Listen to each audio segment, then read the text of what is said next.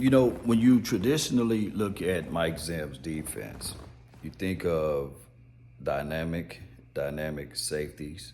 You think of safeties being able to play down inside the box, make impactful plays, also play on top of the roof, cover hook to flat, hook to sidelines, and being able to play disciplined football. So the reason why I'm saying this is because now we got a different role in a spot for my guy Markquese Bell.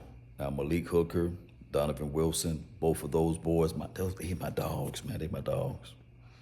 But you got the new guys that need some tick, need some playing time. That's really good, like your Markquese Bell and like your Juanyeh Thomases, other worlds, right? So it hit me to think of that Markquese Bell, he had this very fast growth last season. The season before that, we was like looking at Markquese Bell as like, hey, this dude right here, he got a lot of potentials, right? So now that he's converting back to safety, maybe he can be your box safety and Juanyeh can be the guy on top of the roof. Now you have Malik Hooker here that's been phenomenal for us, just been that veteran leader, been that guy that's been solid when healthy. Of course, he's pretty much found the health serum, and he's been healthy for a minute here with the Cowboys. But now we got to look at it like this. There's no sponsors in the building. Mike Zim going to be looking at this situation like, I need to start over at zero. Now, to be fair, year before last, I like J-Rock. I like what he was doing in Big Nickel and being able to utilize him in certain packages and things like that. But we saw that Father Time, it waits for no one. I don't know if he was playing through an injury. I don't know whether or not the contract year situation was just too much on him. But he didn't look the same like the J-Rock that we all liked, right? So he's no longer on his team. And there's avoidance area with that spot, plus a different philosophy because the Cowboys not going to line up all of those safeties. But one thing I can tell you guys for sure is that if this particular team figure out a way to utilize and use Markquese Bell and Juanyeh out there, it's going to be such a dynamic thing.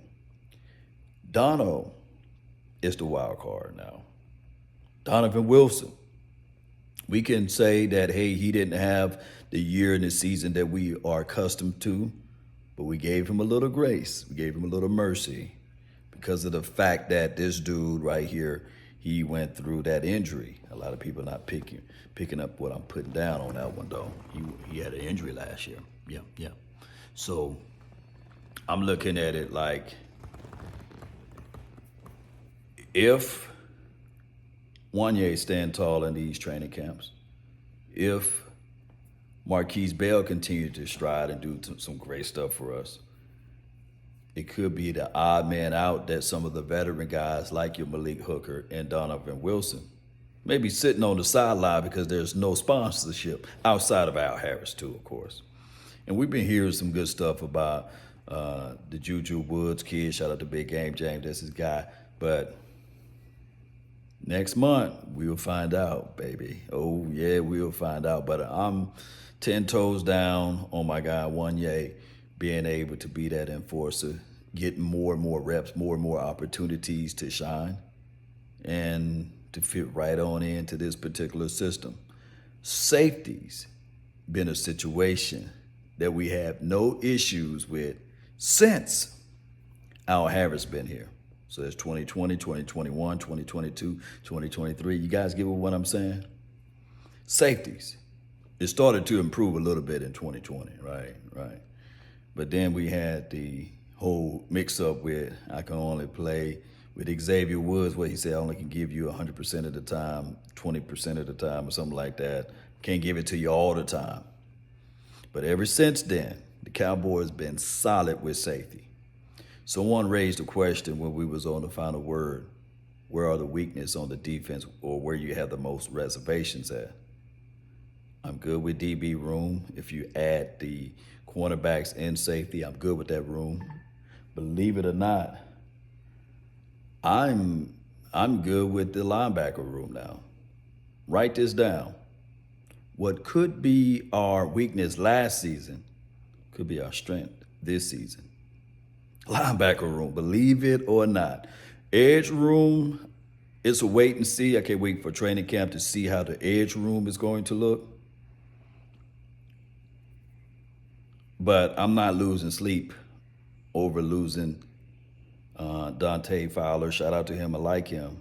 And Dorrance Armstrong. But I'm not losing sleep over losing those guys. As of now.